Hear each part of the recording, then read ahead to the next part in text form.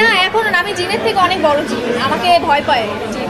ঠিক আছে, আপনি বলে আপনার উপর ভর করবো, সমস্যা কি? আপনি তো ছেলে, আমি তো মেয়ে, তাই না? আমি জিন, আমি পড়ি, আপনি জিন, ঠিক আছে। এখন জিন টু শুটিং করেছি, ফার্স্ট শুটিং চলাকালীন আমার ওইভাবে ভয় লাগেনি, বাট শুটিং করে এসে যখন বাসায় এসেছি, বাসায় এসে যখন একা একা ঘুমাতে হয়েছে, একা একা রুমে ছিলাম, তখন আমার কাছে ভয় লেগেছে, যে মনে হয়েছে কি কিছু একটা আছে, কিছু একটা আছে।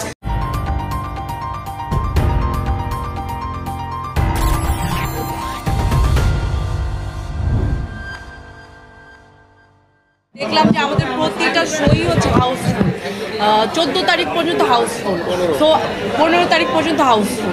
সো মানে এত বেশি এক্সপেক্ট করি না, এক্সপেকটেশনের থেকে অনেক বেশি রেসপন্স পাচ্ছে। অবশ্যই খুবই খুবই খুবই ভালো। আমি তো বললাম আমি এখনও দেখিই নাই, তো দেখার পর বলতে পারবো আসলে আমি একা বসে দেখতে পারবো কি না পারবো না। এখন পর্যন্ত আমার দেখা হয়নি, দেখার পর অবশ্যই আপনাদেরকে জানাবো, আর আমি অনেস্ট রিভিউ দিব। ঠিক আছে, আমি ছবির artist, but as a audience হিসেবে আমি আমার ছবি দেখবো, ছবি দেখার পর আমি অনেস্ট রিভিউ দিব। ইন্টারভাল পর্যন্ত দেখেছি, সেকেন্ড দিন এসে তারপর হচ্ছে পুরো সিনেমাটা সবার সাথে দেখেছি।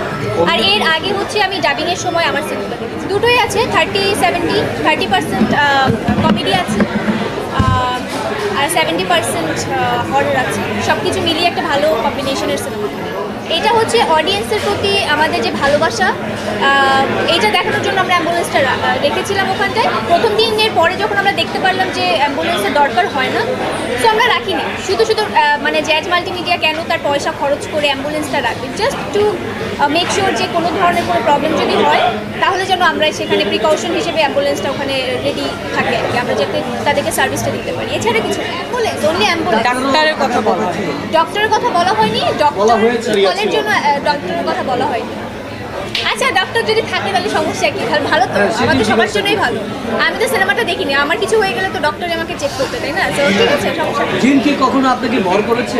না এখন আমি জিনের থেকে অনেক বড় জিন, আমাকে ভয় পায় জিন। ঠিক আছে, আপনি বলে আপনার উপর ভর করবো, সমস্যা কি? আপনি তো ছেলে, আমি তো মেয়ে, তাই না? আমি জিন, আমি পড়ি, আপনি জিন, ঠিক আছে। ভয় পান কি? হ্যাঁ, একটু তো ভয় পাই, অল্প অল্প ভয় পাই। একা যখন থাকি বাসায় তখন একটু ভয় লাগে। আপনার পাশে কেউ থাকে না? না, আমার রুমে আমি অ্যালাউ করি না কাউকে, সো আমার রুমে আমি একাই থাকি।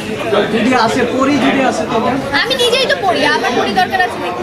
রাজকুমার আমি দেখবো, সব কয়টা সিনেমা দেখবো। রাজকুমার সব ছবি দেখবো, আমাদের ছবি দেখার পর সব ছবি দেখার ইচ্ছা আছে, ওমর দেখার ইচ্ছা আছে, রাজকুমার দেখার ইচ্ছা আছে, দেওয়ালের দেশ দেখার ইচ্ছা আছে, অবশ্যই সবগুলো ছবি দেখার ট্রাই। জায়েদ খানের সিনেমার কথা ভাবছিলেন কেন? সোনার চোর দেখবেন না?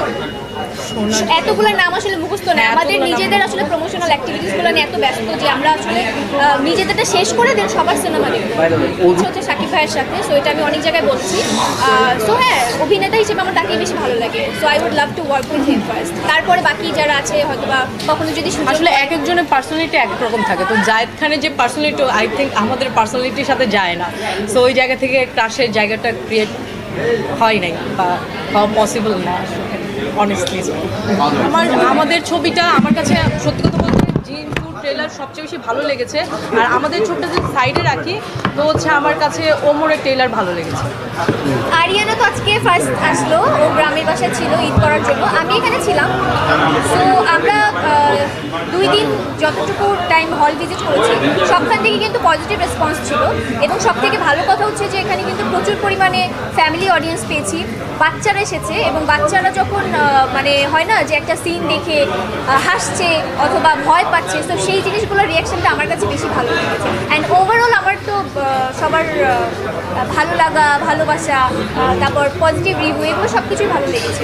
আর আমাদের সিনেমার ট্রেলার ক্লিপটা তো 2 মিলিয়ন হিট করেছে, আপনি জানেন। তো আমার কাছে মনে হয় একটু আগে যখন আপনি ট্রেলারের কথা বলছিলেন, আমার কাছে আমার সিনেমার ট্রেলার ক্লিপটা সব থেকে ভালো লেগেছে। যেই ক্যারেক্টারটা আমি প্লে করেছি, সামিনা ইন মোনা, এই ক্যারেক্টারটা আসলে একটা ইউনিভার্সিটি গোয়িং স্টুডেন্ট। সো আমার কাছে এই ক্যারেক্টারটা আসলে প্লে করতে তেমন একটা প্রবলেম হয়নি। হ্যাঁ, হরর ফিল্ম, সো এটার এক্সপিরিয়েন্সটা একটু ডিফারেন্ট, কারণ হরর মুভিতে এর আগে আমি কখনো কাজ করিনি। বাট আমি, আপনারা জানেন না জানি আমি ছোটো পর্দাতে কাজ করি, সো অনেক নাটকে আমাকে শুধু হয়তো আমার চেহারা বা বডি স্ট্রাকচার যেটাই হোক না কেন, সো এই অনুযায়ী আমাকে সবসময় school going girl, college going girl, university going গার্লের ক্যারেক্টারই বেশি দেওয়া হয় প্লে করার জন্য।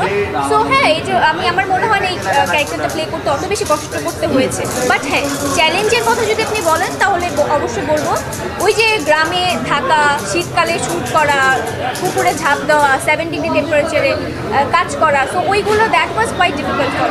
যেটা আসলে আমি যখনই কোনো ক্যারেক্টার প্লে করি ট্রাই করি যে ওই ক্যারেক্টারটাতে পুরো মানে ওই ক্যারেক্টারটা লিভ করার জন্য।